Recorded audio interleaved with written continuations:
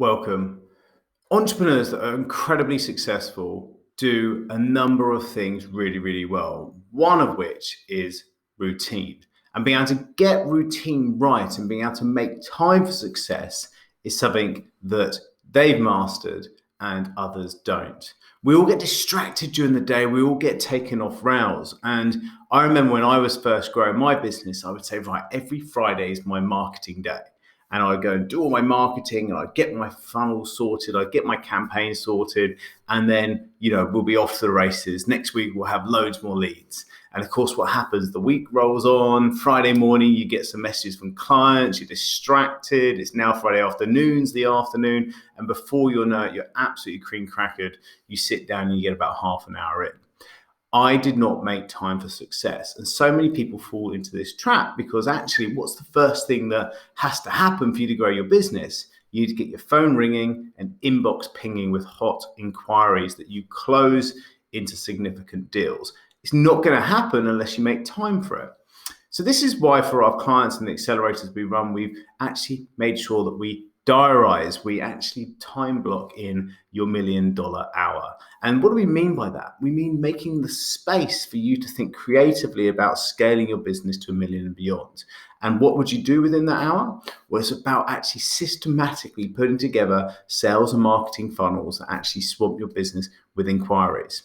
But we say there's a few important things that I want to go through with you now that you have to set up to be able to have the perfect $1 million hour, right?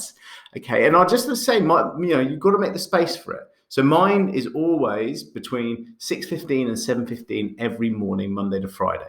The reason why is my household kind of gets up about 7:15. The kids come down for breakfast, and it means that I can get my hour in completely undisturbed. My team also doesn't disturb me during that time because they're either sleeping or if they're international members of my team, they'll know that that's an hour that they can't disturb me in. And I can then just crack on without having any kind of outside influences, right? And there's a few tips to make it even better.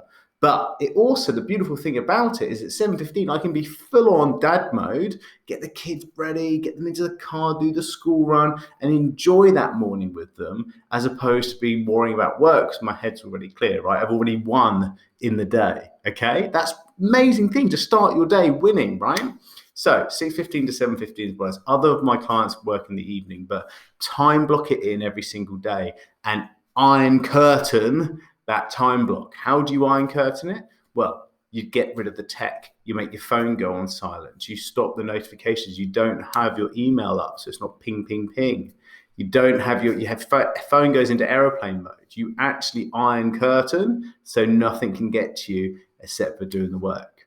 You then make having a place that you go to. Now, it might be your desk, but actually know that you need to tidy and clear it the night before is what I do. So then I get down in the morning and it's just set up perfectly for my hour. I also have a way of getting into a creative zone. Music is a fantastic way of doing this. And with the old noise cancelling earphones, you can block out everything else. And I just have some background music. There's no kind of singing in it or anything like that. It just takes me into that nice headspace. So it's not distracting me. It's actually blocking out distractions. And I listen to that similar tunes. It's the same podcast over and over, music podcast over and over, because I'm not thinking about that. It just puts me into that zone, right? Okay, so remember, you've got to make time for success. You've got to create a place and you've got to help yourself to get into the zone, right? Then once you've done it, you need to make sure that when you go into that hour, you know what you're going to do. So with our clients, we call it a 3 Things Monday. What's the 3 things you're going to do this week to be able to help you go quicker, faster, stronger in your business to get to $1 million in revenue, right? So we ask everybody to log what their 3 things are. Then in their $1 million hours, they chip away and chip away and chip away at those 3 things until we hit Friday Finishers Club, which is everybody on Friday that's finished their 3 things can celebrate, upload photos of them with a glass of wine celebrating or whatever it is. But it's a sense of achievement because how do you eat $1 million elephant? Well, 1 thing at a time or 3 things per week at a time, right? So actually knowing what you're going to do before you get into that hour is vitally important, okay? Then when you do it and you finish that day, you've got to have a 5-minute wrap up. And your 5-minute wrap up is to say what you got done and what you're going to do tomorrow.